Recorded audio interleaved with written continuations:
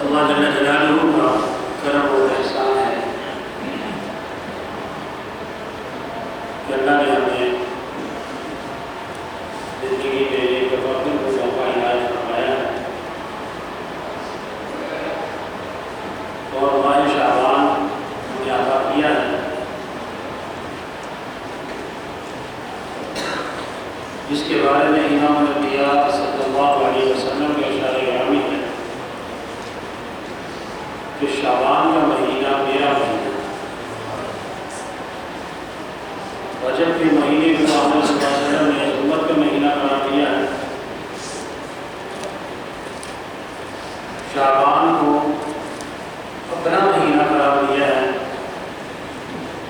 اور رمضان المبارک کو الگ کا مہینہ ہے۔ شعبان عربی کا لفظ ہے اور شعب یہ لفظ شعب سے نکلا ہے، ہمارا پھیلنا ہے، پھیلانا۔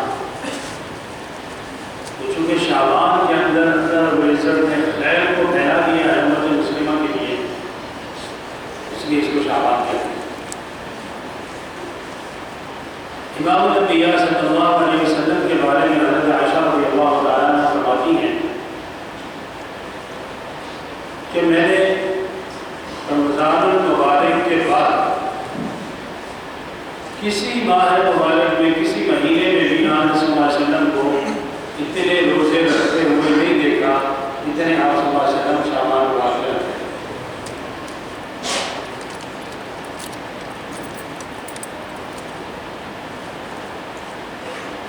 محدثین نے اس کی جو وجوہات بیان کی ہیں، یاد صلی اللہ علیہ وسلم ایک حدیث مبارکہ میں آتا ہے کہ آپ صلی اللہ علیہ وسلم سے پوچھا گیا، حضرت ام سلمہ رضی اللہ عنہا روایت کرتی ہیں کہ آپ اس ماہ مبارک میں اتنے روزے کیوں رکھتے ہیں؟ آپ صلی اللہ علیہ وسلم نے فرمایا، مختلف روایات ہیں جن میں چار یہاں نقل کرتے ہیں محدثین، مجھے معلوم ہے۔ ایک سوال کے جواب میں ارشاد فرمایا کہ میں اس لیے رکھتا ہوں کہ یہ رمضان کے لیے تعظیم کا روزہ ہے۔ شعبان جو ہے یہ رمضان کی تیاری کا مہینہ ہے اور رمضان کی تعظیم کے روزے ہیں۔ جس طرح فرض نمازوں میں نوافل نمازوں کی تعظیم کے لیے روزے ہیں، اسی طرح رمضان کے روزے کی تعظیم شعبان کے روزے سے کی جائے۔ ایک دوسرے نمبر پر سوال کیا گیا آپ صلی اللہ علیہ وسلم سے کہ آپ شعبان کے اتنے روزے کیوں رکھتے ہیں؟ آپ صلی اللہ علیہ وسلم نے ارشاد فرمایا کہ شعبان کے اندر اللہ جل جلالہ پورے سال کے رزق جو ہے وہ تقسیم کرتے ہیں، ذمہ لگا دیتے ہیں رزق والے فرشتوں کو کہ اس بندے کو اتنا اتنا رزق دینا ہے پورے سال میں۔ تو میں چاہتا ہوں کہ جب میرا رزق تقسیم کیا جائے تو میں اس وقت روزے کی حالت میں۔ اور تیسری وجہ، تیسرے موقع پر سوال ہوا تو اس کے بارے میں آپ صلی اللہ علیہ وسلم نے یوں ارشاد فرمایا کہ شعبان مبارک، شعبان معظم میں اللہ جل جلالہ ملک الموت کو جو پورے سال کی ارواح کو قبض کرنا ہوتا ہے، جن کے بارے میں موت کا فیصلہ اللہ نے کیا ہوتا ہے، اس کی ذمہ داری ملک الموت کو اس ماہ مبارک میں دی جاتی ہے۔ تو میں چاہتا ہوں کہ جب میری موت کا فیصلہ ملک الموت کے حوالے کیا جا رہا ہو تو میں اس وقت روزے سے۔ اور چوتھی جگہ ارشاد فرمایا کہ چونکہ حضرت عمر بن عائشہ رضی اللہ تعالیٰ عنہ فرماتی ہیں کہ چونکہ حضرت صلی اللہ علیہ وسلم ہر ماہ مبارک میں 3 روزے رکھنا سنت ہے، آپ صلی اللہ علیہ وسلم نے ارشاد فرمایا، حدیث مبارکہ ہے کہ جو شخص ہر مہینے میں 3 روزے رکھتا ہے وہ اس نے 30 کے 30 دن روزے رکھتے ہیں۔ اور نبی کہا نا من جاء بالحسنۃ فلہ عشر امثالها، جو لے کے جائے گا اللہ جل جلالہ اس کو کم سے کم 10 گنا بڑھا کر عطا اس کا اجر عطا فرمائے۔ تو 3 روزے رکھے ہوئے تو 10 گنا کتنا ہو گیا؟ جی 30 روزے ہو گئے۔ تو 3 روزے رکھنے پر 30 روزوں کا ثواب۔ تو یاد رکھیے جو ہے ہر چاند کے جو مہینہ ہوتا ہے قمری مہینہ، اس کی 14، 15 اور 16 یا حضرت صلی اللہ علیہ وسلم کا معمول اور سنت، آدمی لوگ بڑے تمام کرتے ہیں اس چیز کا، اور اس کی برکات کیا کریں ان 3 روزے رکھنے کی برکات ہی اپنی ہوتی ہے۔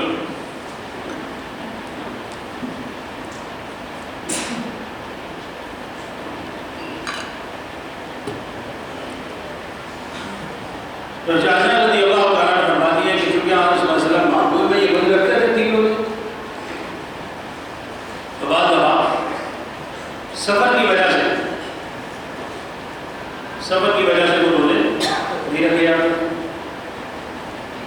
آج صلی اللہ علیہ وسلم جو پورے سال کے روزے جو چند رہ جاتے تھے اگر کوئی تو اس میں قضا بھی کر دیتے، ضرورت نہیں قضا کے لیے کر دیتے۔ تو ہر وجہ سے یہ شعبان جو ہے یہ روزہ رکھنے کا دوسرے لفظوں میں یہ سمجھیں کہ رمضان المبارک کی جو ٹریننگ ہوتی ہے، جو کام ہوتا ہے، اس کی ٹریننگ شعبان میں ہوتی ہے۔ اور آپ کو روایات میں آتا ہے کہ حضرت صحابہ کرام رضوان اللہ اجمعین کئی مہینے پہلے اس کا اہتمام شروع کر دیتے، نوافل کی کثرت کرنا شروع کر دیتے، رات کا قیام اللیل جس کو کہتے ہیں وہ کثرت سے شروع کر دیتے، لمبی نظر پڑھتے، قرآن کریم کی تلاوت شروع کر دیتے کہ رمضان آ رہا ہے تاکہ رمضان مبارک کا ایک لمحہ بھی ضائع نہ ہو۔ کیونکہ یہ تو وہ کیا کہتے ہیں جیسے ہوتا ہے نا کاروباری سیزن تو ہوتا ہی، آپ کاروباری لوگ ہیں سارے، کاروباری سیزن تو ہوتا ہی ہے، لیکن آخرت کمانے کا سیزن بھی یہی ہے، دنیا کمانے کا سیزن تو ہے ہی، تو آپ دیکھ رہے ہیں، آپ کرتے ہیں، عملی طور پر اس کا مظاہرہ دیکھتے ہیں، لیکن آخرت کمانے کا ذریعہ بھی رمضان المبارک ہی ہے، اس لیے کہ رمضان المبارک میں جو نفل عبادت ہے اس کا اجر فرض کے برابر چلا جاتا ہے، اور ہر فرض کا اجر اللہ جل جلالہ کم سے کم 70 گنا بڑھا کر عطا فرماتا ہے۔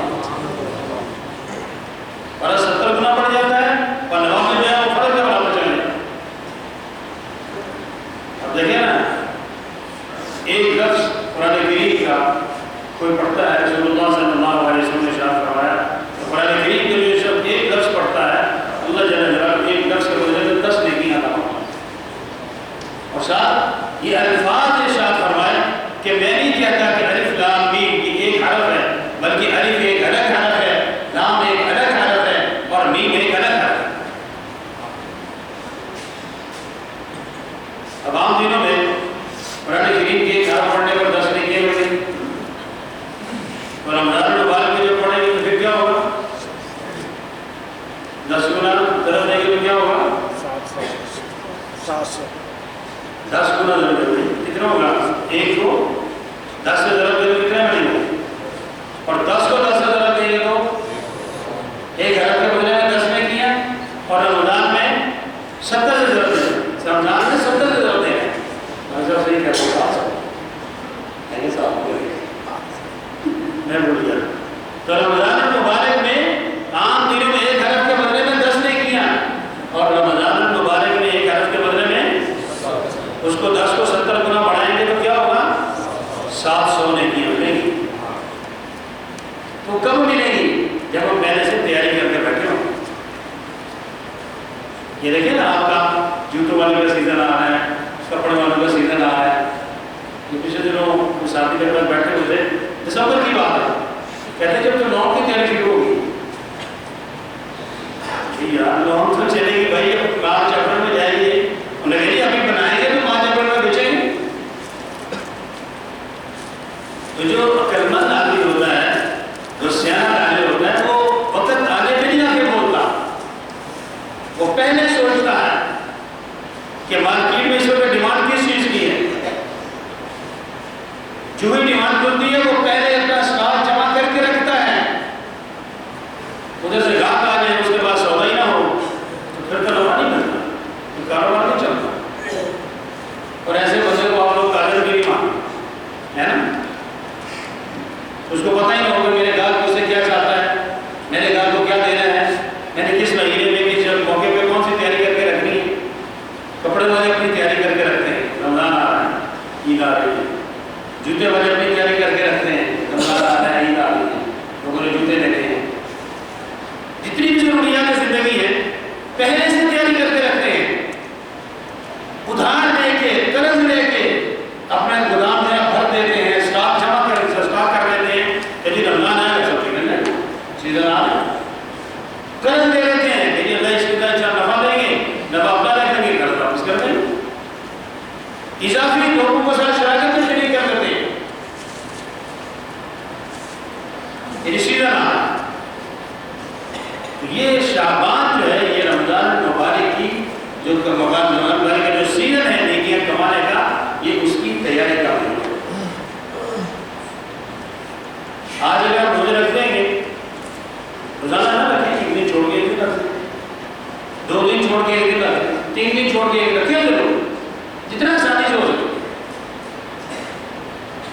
کیونکہ روزہ رکھیں گے تھوڑی بہت ٹریننگ ہو جائے گی، پھر رمضان کا روزہ جو ہے نا وہ بھاری نہیں رہے گی، پھر مشکل نہیں ہوگی۔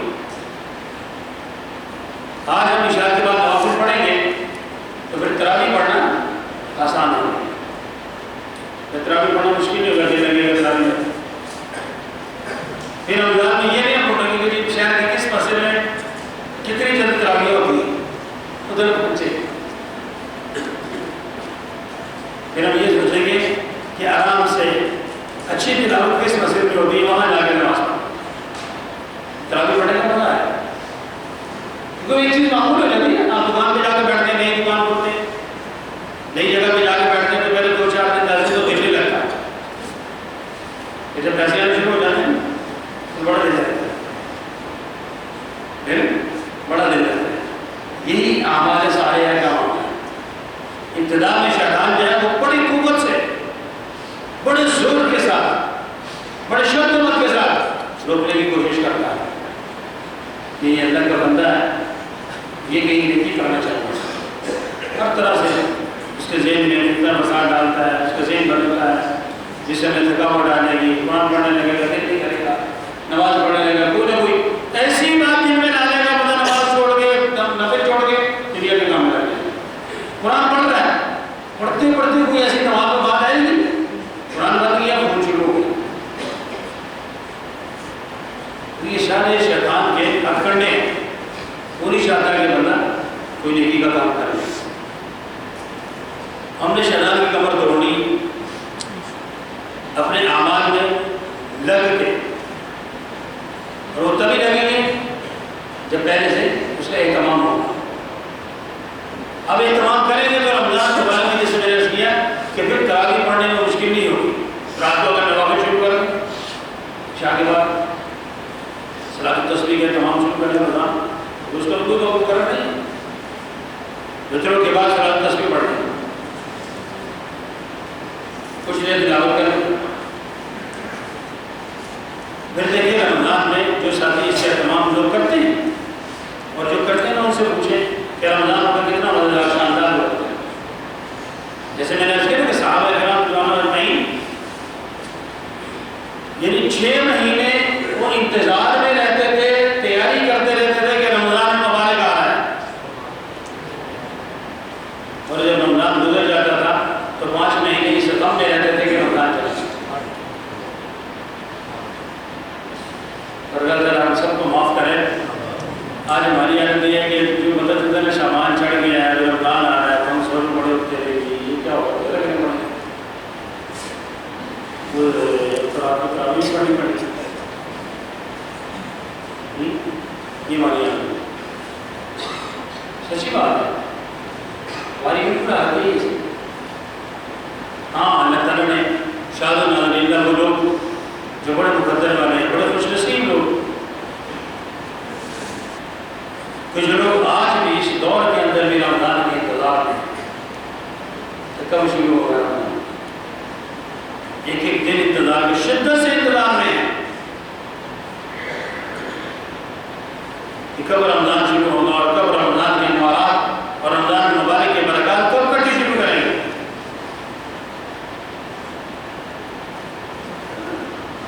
میرے بھائیوں، یہ رمضان کی تیاری کے بعد آج کتنی میں 5 شعبان جی 4 شعبان، پیچھے رہ گئے 26 یا 25 دن، اس کا خوب اہتمام، بیچ میں روزے رکھنے اور یہ نیت کرے کہ یہ آپ صلی اللہ علیہ وسلم کی سنت ہے، یہ سب سے بڑی ہے۔ اور دنیا کی کوئی بھی وجہ ہو یا نہ ہو، اللہ کے نبی کی سنت، اور پھر اس دور کے اندر جب لوگ فرضوں کو بھول گئے، چھوڑ دیا، فرائض کو چھوڑ گئے، امام الانبیاء صلی اللہ علیہ وسلم نے ارشاد فرمایا من احیا بسنتی عند فساد امتی فلہ اجر من شہید، کہ جس نے میری ایک سنت کو زندہ کیا اس دور کے اندر جب امت میں فساد کا دور ہوگا، اور یہ فساد کا دور، فساد کا دور کا مطلب یہ ہے لڑائی جھگڑے فسادات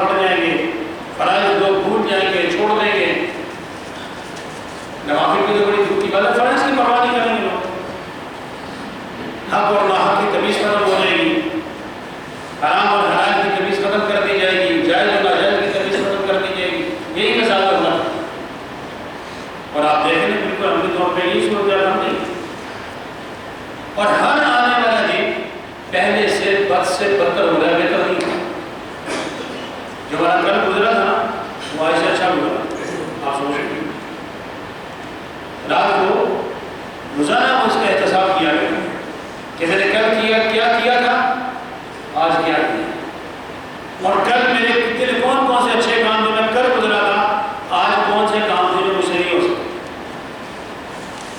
آپ کو اندازہ ہو جائے کہ ہر آنے والا دن، ہر آنے والی صبح شام کے آنے سے پہلے بدتر ہوتی ہے، شام صبح سے بدتر ہوتی ہے. وقت گزر ہے، وہ آنے والے وقت سے بہتر گزر ہے. آنے والا وقت بہتر نہیں ہوا.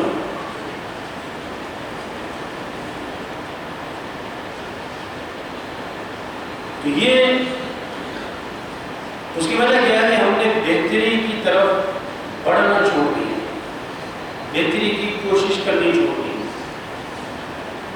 اور وہ کیا ہے؟ وہ دنیاوی ترقی نہیں ہے جس کے پیچھے ہم لگے ہوئے ہیں. ایک دکان ہے، دوسری دکان ہے، چوتھی دکان ہے، پانچویں دکان ہے، 1 روپیہ 2 روپے 4 روپے 1 فیکٹری 10 فیکٹری 50 فیکٹری. نہیں، بہتری ہوگی اعمال کی وجہ سے، ہمارے صالحات سے. اور ہر آدمی اس کا موازنہ کر سکتا ہے. اگر تو میرے اعمال، میری نماز، میرا روزہ، میری تلاوت قرآن کریم، میرا اپنے بہن بھائیوں کے ساتھ حقوق، میرے والدین کی خدمت، میرے بچوں کے ساتھ میرے معاملات، میرے دوستوں کے ساتھ معاملات، میرے کاروباری ساتھیوں کے ساتھ معاملات، میرے بازار میں تعلقات، اگر تو پہلے سے بہتر ہو رہے ہیں، آرام بھی مادہ کر سکتا ہوں. میں کسی کے بارے میں فیصلہ تو نہیں کر سکتا ہوں، اپنے بارے میں تو کر سکتا ہوں نا کہ میرے معاملات کیسے، میرا اپنی ماں کے ساتھ رویہ کیسا ہے، میرا اپنے بچوں کے ساتھ رویہ کیسا ہے، میرا بہن بھائیوں کے ساتھ رویہ کیسا ہے، معاملات کیسے ہیں. اگر تو پہلے سے بہتر ہیں ہو رہے ہیں تو حالات بہتر ہو گئے، اور اگر پہلے سے بدتر ہو رہے ہیں تو یہ تو حکم رکھوا رہا ہے. کیونکہ جیسے اعمال ہمارے اوپر جائیں گے، ما اصابکم من مصیبت فبما کسبت ایدیکم ویعفو عن کثیر. دوسری جگہ اللہ فرمایا ظہر الفساد فی البر والبحر بما کسبت ایدی الناس. یہ خشکی اور تری میں، پانی میں، پانی سے باہر جو کچھ بھی ہے، جتنا بھی فساد برپا ہے، اللہ فرمائے یہ لوگوں کے ہاتھوں کی کمائی ہے. اور ہمارے گناہوں کی نحوست، قرآن کہہ رہا ہے ہمارے گناہوں کی نحوست صرف خشکی پر نہیں پڑ رہی، وہ سمندر کی تہوں تک جا رہی ہے، مچھلیوں پر بھی اس کا سبب.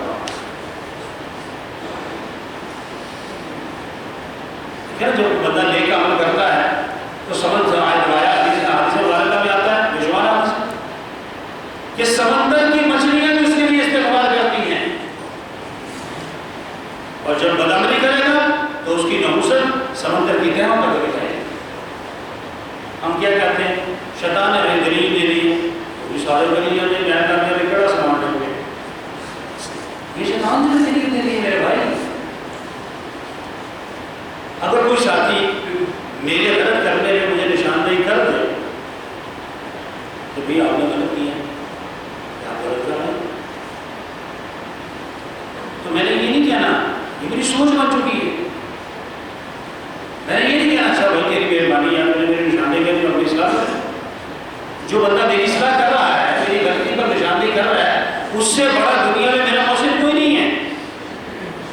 لیکن آج کے حالات میں مجھے سب سے برا ہی لگتا ہے. میں اپنا دشمن اس کو سمجھتا ہوں کہ مجھ پر تنقید کر رہا ہے. اب وہ لڑائی ہو جائے گی، ضرورت کیسے بھولے گئے ہیں پوچھیں گے یہ نہیں ہے لڑوں گا نہیں تو اسے گرانا لگے گا. تنقید ہی کرتا رہتا ہے تو گھر ہی کوئی.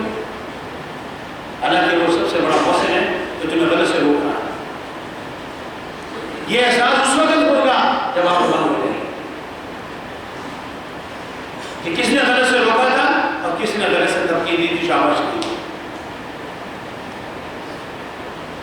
تو ہم کیا کہتے ہیں؟ پھر کیا ہو سب کرتے ہیں، میں نے کر دیا تو آسمان گر جائے گا. یہ شیطان نے ہمارے دلوں کے اندر، دماغ کے اندر یہ دلیل میں ڈال دی ہے غلط کو ثابت، غلط کو صحیح کرنے کا. غلط کو غلط کرنے کے چکر میں نہیں،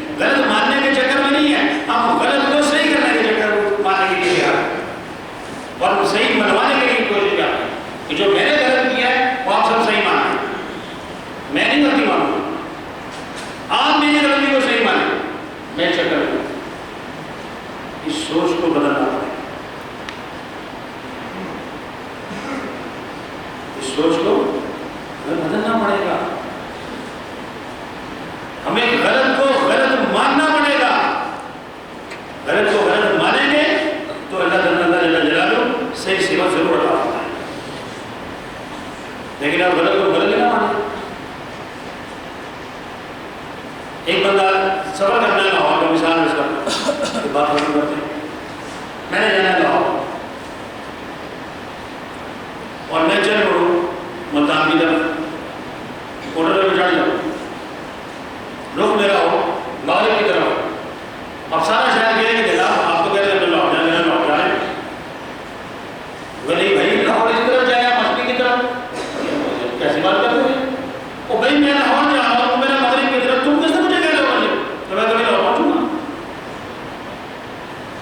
بعض لوگ نئی جگہ پہ جاتے ہیں، سفر کا راستے کا پتہ نہیں ہوتا، ہر کسی کے ساتھ یہ معاملہ ہوتا ہے، ہم غلط راستے پہ چلے، پھر کوئی نشاندہی کرتا ہے یہ آپ غلط آگے، بعد جب ہم 20-25 کلومیٹر آگے چلے جاتے ہیں واپس آنا پڑتا ہے،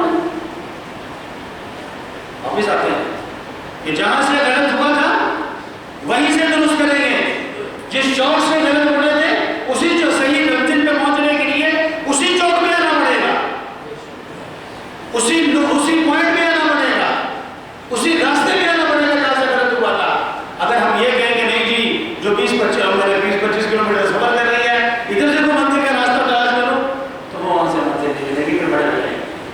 اور بالکل دیانتداری کی بات ہے، آج ہماری حالت اسی مسافر کی ہوئی،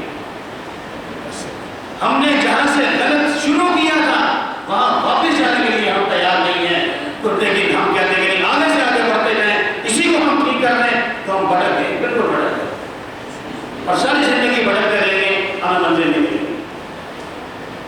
اس لیے میرے بھائیوں، غلط کو غلط مانتے ہوئے تسلیم کرتے ہوئے انسان میں غلطی ہو جاتی ہے، غلطی انسان سے ہوتی ہے،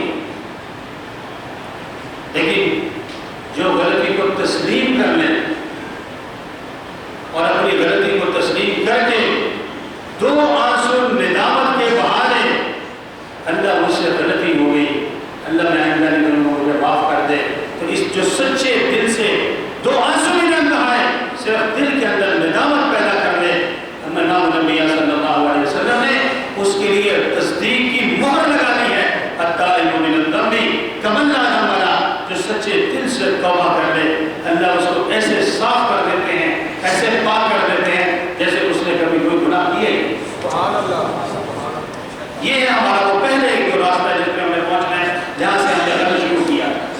اللہ میں نے اپنی زندگی گزار دی اپنی مرضی سے، مجھے معاف کر دے، آئندہ میں تیری مرضی سے گزار، میں نے بڑے بڑے جرم کر لیے، اللہ مجھے معاف کر دے، اور اللہ تو انتظار میں ہے۔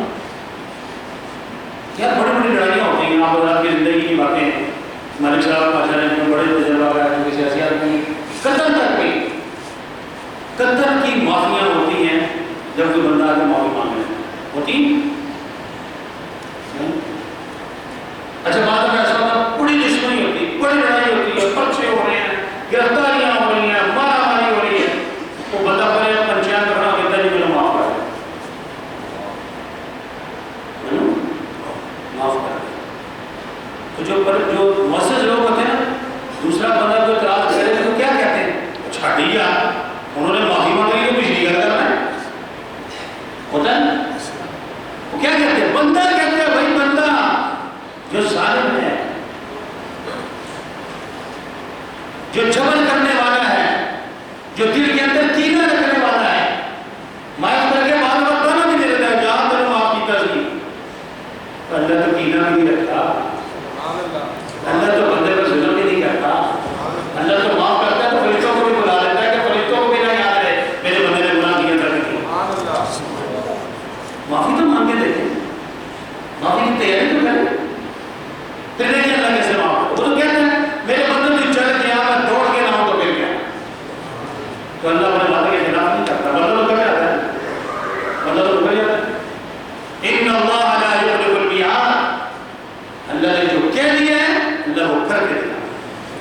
جو مالک الملک ہے، مختار کل ہے، ہر چیز کے اختیار اس کا ہے.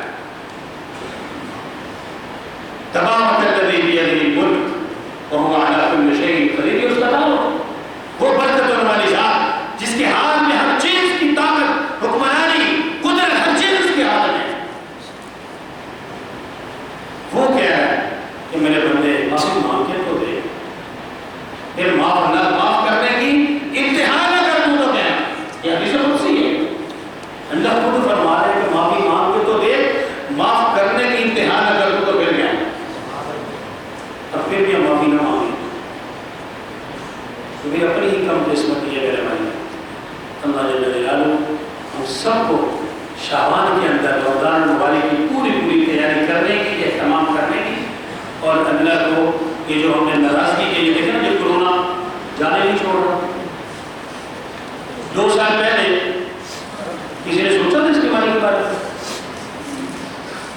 یہ ہماری بدعمالیوں کی شعبان ہے اور بار بار آ رہا ہے، بار بار آ رہا ہے.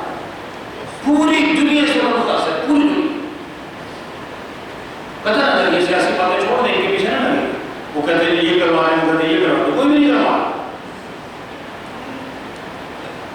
صرف بالکل پوری اللہ کے ساتھ اللہ کو حاضر ناظر جان کے سوچے. اس کا جو سبب ہے، مجھ سمیت ہم میں سے ہر شخص کی جو بدعمالی ہے، یہ اس کے سبب کی وجہ سے اللہ نے اجتماعی آفت میں پوری دنیا کو بتایا. پوری دنیا سے مبتلا، سب بے بس ہے، سب بے بس ہیں. اور ابھی تک باقاعدہ کسی کے پاس اس کا علاج نہیں ملا کسی کو. رپورٹ کے کر رہے ہیں. ابھی یورپ کے بہت سارے ملکوں میں، 13-14 ملکوں میں انہوں نے ویکسینیشن کی ہے. ویکسینیشن کی وجہ سے جن لوگوں کو کی ہے تو خون جم گیا، نہیں بیماری شروع ہو گئی، خون کے لوگ بننا شروع ہو گئے، اب اس کے علاج ہوئی. اب اس سے لوگ مر رہے ہیں. جب تک اللہ نہیں چاہیں گے بیماری سے کوئی بچا سکتا ہے تو اللہ کب جائیں گے؟ جی توبہ ہی. اللہ کب جائیں گے؟ معافی مانگو. بندہ جانتا ہے اللہ کب جائیں گے؟ معافی مانگو. کب جائیں گے؟ جب معافی مانگو. جی جب ہم اللہ سے صلح کریں گے. اللہ سے صلح کریں گے. اللہ سے صلح کیا ہے؟ جی بھائی زور سے پیچھے بننے کے بعد یہ اللہ سے صلح کیا ہے؟ توبہ کریں گے. اللہ سے توبہ کیا ہے؟ معافی مانگیں. بچپن میں مار پڑتی تھی نا ماں سے، باپ سے، تو پہلے کہتے ہیں جو پچھلا جرم کیا نا، پچھلا جرم، اس سے معافی یہ ہوتی ہے کہ جو پچھلا جرم کیا ہے اس سے معافی ہوتی ہے کہ اللہ معاف کر رہے ہیں، امی معاف کر رہے ہیں، ابو جی معاف کر رہے ہیں. اچھا پھر کیا کہتے تھے؟ 2-4 تھپڑ رہے ہیں. اور اگلی بات کیا ہوتی تھی؟ توبہ کا. آئندہ نہیں کرے گا. کانوں کا ہاتھ لگاؤ، آئندہ نہیں کرو گے. ہوتا تھا ایسے؟ سب کے ساتھ ایسا ہو گیا. ہوتا تھا نا. معافی جو پچھلا جرم کیا نہ معاف کر دے. توبہ اللہ آئندہ نہیں کروں گا. پچھلا معاف کر دے، آئندہ نہیں کروں گا. اور جب بندہ سچے دل سے معافی مانگتا ہے اور سچے دل سے آئندہ نہ کرنے کا ارادہ کرتا ہے، قرآن کہتا ہے فَإِذَا عَزَمْتَ فَتَوَكَّلْ عَلَى اللَّهِ، پھر اللہ اس کی مدد کرتے ہیں کہ وہ بندہ ایسا گناہ کرتا ہی نہیں. اللہ جل جلالہ ہم سب کو پچھلے گناہوں کی جیسی بھی